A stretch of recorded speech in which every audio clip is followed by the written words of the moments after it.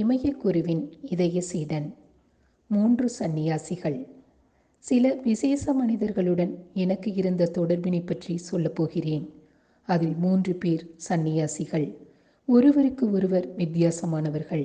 சுவாமி அபேதானந்தா, சுவாமி செம்பழந்தி சுவாமி மற்றும் ராமகிருஷ்ண மடத்து சுவாமி தபஸ்யானந்தா. மிருதங்க ஜால்ராக்களின் தாள இன்னிசையை கேட்டு மெய்மறந்து வீட்டை விட்டு வெளியே ஓடி வந்து பார்த்தேன் என்று முதல் அத்தியாயத்தில் விவரித்து இருந்தேன். சிறியதொரு குழு பாடிக்கொண்டும் ஆடிக்கொண்டும் செல்ல அதில் ஓர் உயரமான மனிதர் நீண்ட தாடியுடன் அழகான தோற்றத்துடன் சென்று கொண்டு இருந்தார் என்றும் கூறியிருந்தேன். அவர்தான் சுவாமி அபேதானந்தா. சுவாமி அபேதானந்தா கிழக்கு கோட்டை பகுதியில் ஆசிரமம் வைத்து இருந்தார். அப்போது நான் ஒரு சைக்கிள் வைத்திருந்ததால் அதை கொண்டாடுவதற்காக அடிக்கடி கிழக்கு கோட்டை பக்கம் போவதை வழக்கமாக கொண்டிருந்தேன். பத்மநாப சுவாமி கோவிலை பாதுகாக்க வேண்டி திருவாங்கூர் மகாராஜாக்கள் கிழக்கு கோட்டையை கட்டியிருந்தார்கள்.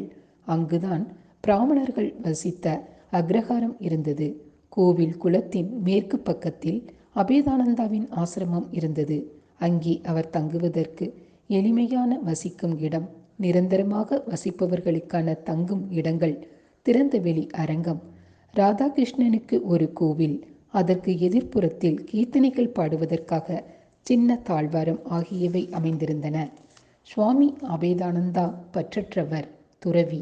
கௌபீனம் எனப்படும் கோவணத்தை மட்டும் அணிந்திருந்தார். அவருக்கு 55 வயது இருக்கலாம். இமயமலை உட்பட இந்தியாவின் அனைத்து புண்ணிய ஸ்தலங்களும் நடந்தே சென்றுவிட்டு தற்சமயம் நிரந்தரமாக அங்கேயே தங்கிவிட்டார். உயரமானவராகவும் அழகாகவும் இருந்தார். சுருண்ட முடி தோள்வரை தொங்க, கருப்பும் வெள்ளையும் கலந்த தாடி அவருக்கு ராஜகலையை கொடுத்தது. நான் பார்த்தவர்களிலேயே அவர்தான் மிக இலகிய மனம் கொண்டவராக இருந்தார். பேச்சு மிருதுவாகவும் அன்பு நிறைந்ததாகவும் இருந்தது. பிரார்த்தன வேதாந்த கருத்துக்களை கொண்டவர் அல்ல. ஆனால் மாட்டிடையன் கிருஷ்ணனிடம் முழுவதுமாக சரணடைந்தவர். தன்னை காதலியாக பாவித்து இறைவனை காதலனாக வரித்து அவன் மீது பக்தி கொண்டு ஆடி பாடுவதை மதுரபாவம் என்று அழைப்பார்கள். அவரிடம் இருந்துதான் அப்படிப்பட்ட ஒரு புதிய பக்தி மனோபாவத்தை கற்றுக்கொண்டேன். பக்தி பாடல்களை பாடும்போது அவரது குரலில் பெண்மை மிளிரும்.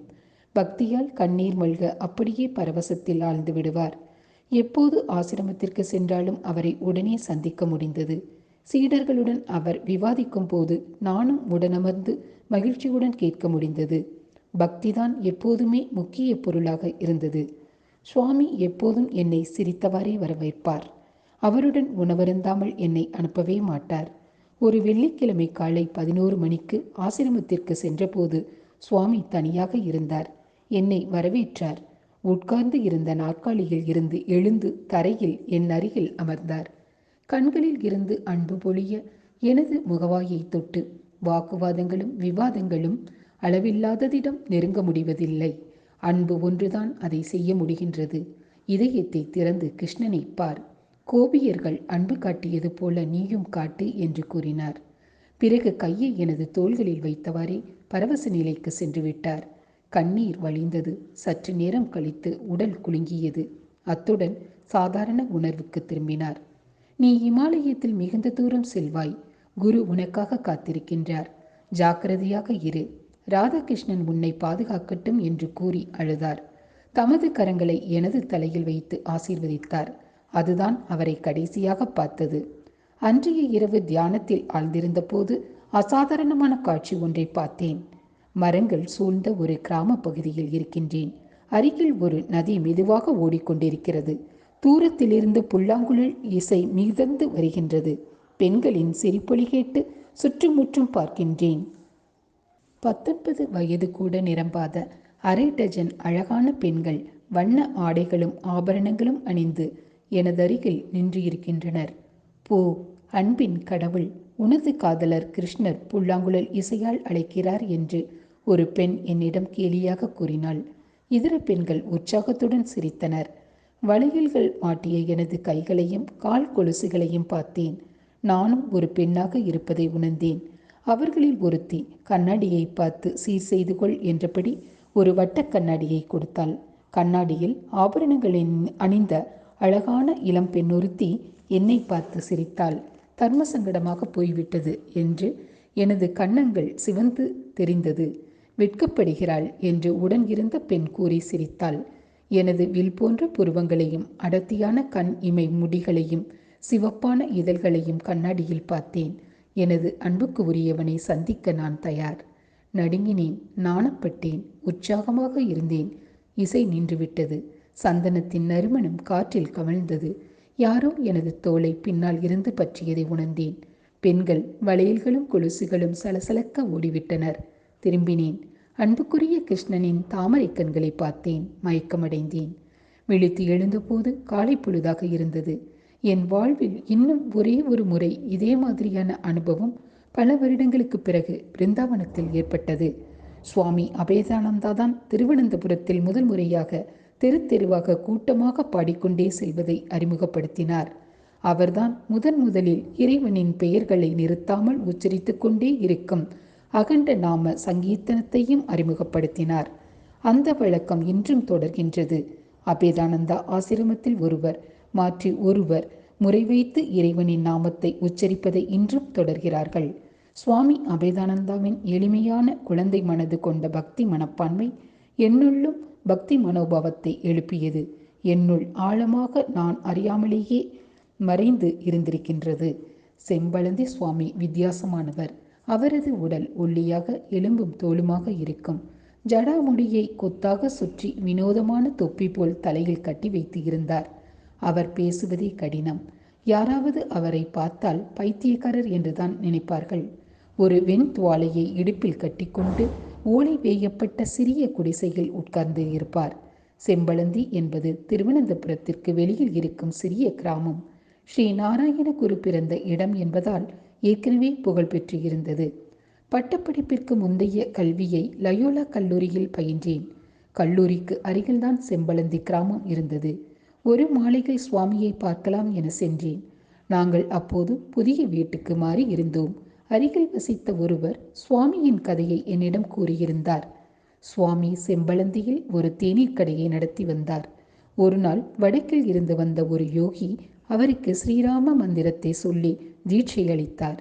ராம மந்திரத்தை தொடர்ச்சியாக சொல்லி சொல்லி அந்த பெயரே அவரை ஆட்கொண்டு அதிலேயே போதை கொண்டு வேறு எந்த வேலையும் செய்ய முடியாதவராக ஆகிவிட்டார். தேநீர் கடையை விட்டுவிட்டு அருகில் இருந்த காடுகளில் வசித்து வந்தார். சில சமயங்களில் ஹனுமானின் மனப்பான்மை அவருக்கு வந்துவிடும். குரங்கை போலவே நடந்து கொள்ள ஆரம்பித்து விடுவார். மரக்கிளைகளில் வசித்து கொண்டும் கொட்டைகளை தின்று கொண்டும் ஒரு மரத்தில் இருந்து இன்னொரு மரத்திற்கு ஊசலாடி கொண்டே போவதுமாக இருந்தார். அவருக்கு ஸ்ரீராமனின் தரிசனம் கிடைத்த பிறகு மரத்திலிருந்து கீழே இறங்கி வந்து ராமர் கோவிலின் அருகே ஒரு சிறிய குடிசையில் வசித்து வந்தார். நான் சென்றபோது குடிசைக்கு வெளியே ஒருவர் நின்று இருந்தார். அவரிடம் நான் வந்த காரணத்தை சொன்னதும் அவர் உள்ளே சென்று உடனே திரும்பி வந்தார். உள்ளே போகலாம் என்றார். மண்ணாலும் பசுஞ்சாணத்தாலும் எழுப்பப்பட்ட ஒரு மேடையில் மூங்கில் பாயில் சுவாமி அமர்ந்து இருந்தார். வா என்று சைகை காட்டினார். அருகில் சென்றேன். உட்கார் என்றார். எதிரில் அமர்ந்தேன். என்னை கூர்மையாக பார்த்தபடி ராமாயணம் என்றார். படித்திருக்கிறேன் என்றேன்.